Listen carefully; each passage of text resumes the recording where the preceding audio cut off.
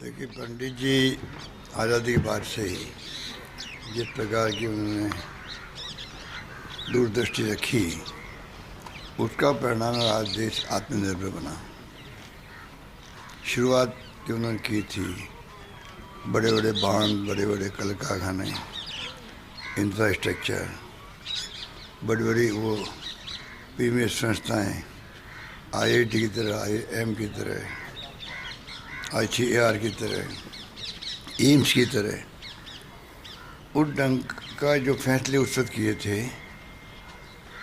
वो शुरुआत ऐसी हुई कि देश 70 साल बाद में भी आज यहाँ पहुँचा, इस मुकाम पे पहुँचा है। उनको बच्चे भी याद करते हैं, हम सब याद करते हैं। उनकी सोच अद्भुत थी।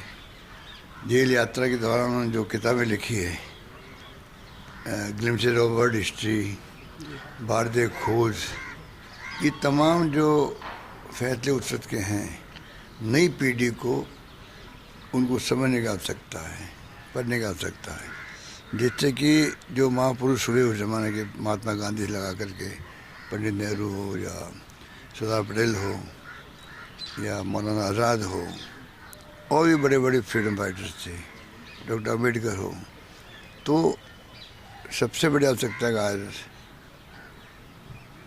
नई पीढ़ी को उस दिशा में जाना भी चाहिए। मेरा मानना है कि उससे देश और मजबूत होगा और ह्यूमन रिसोर्स बनेगा, वो देश के काम आएगा।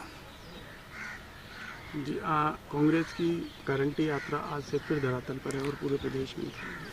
मैं जा रहा हूँ कोटा, 7 जगहों से यात्रा निकल रही है। कार्यकर्ताओं में बहुत उत्साह है और जैसे 10 गारंटी दी थी हम लोगों ने, जो महंगाई राशि में वो लागू हो गई।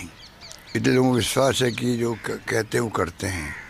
तो ये जो 7 गारंटी हैं, इसका भी बड़ा प्रभाव है और अभी तक करीब 40 लाख लोगों ने मिस कॉल दे दी है। तो इसका मतलब है कि लोगों में उत्साह है और हम उम्मीद करते हैं कि आने वाले वक्त में घर घर तक गारंटी पहुंच जाएगी। जी, जिस तरीके से पीएम आ रहे हैं और 9 किलोमीटर का यहाँ पीएम तो आ रहे हैं, अपने स्टार प्रचारकों दौरे भी करेंगे, पीएम भी आएंगे, अमित शाह जी भी आएंगे, सब नेता आएंगे और भड़काने वाले काम करेंगे।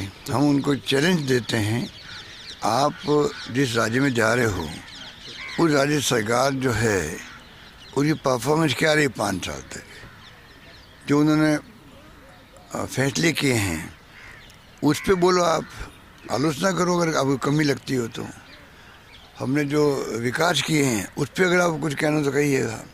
हम तो विकास के आधार पर चुनाव वोट मांग रहे हैं। हम जो फैसले किए हैं आम लोगों के लिए, उसके आधार पर हम वोट मांगने की बात करते हैं। हमने जो कानून बनाए हैं असेंबली के अंदर, उसके आधार पर बात कर रहे हैं हम लोग। हमारे इश्यू है विकास है, गुड गवर्नेंस है राजस्थान की। उसकी कार तो वो करते नहीं हैं और वो अपना पुराना एजेंडा है धर्म के नाम पर, वो थोपना चाहते हैं राजस्थान पर। इसलिए ऐसे वो अल्फाज निकालते हैं, उससे और लोग भड़के। तो ये अच्छी परंपरा नहीं है। उनको चाहिए, हमारा चैलेंज है उन लोगों को, आइए आप और इस पर बहस कीजिए आप, बजाय इसके कि आप नौजवान पीढ़ी को भी धर्म जाति के नाम पर उलझा रहे हो। ये देश हित में नहीं है।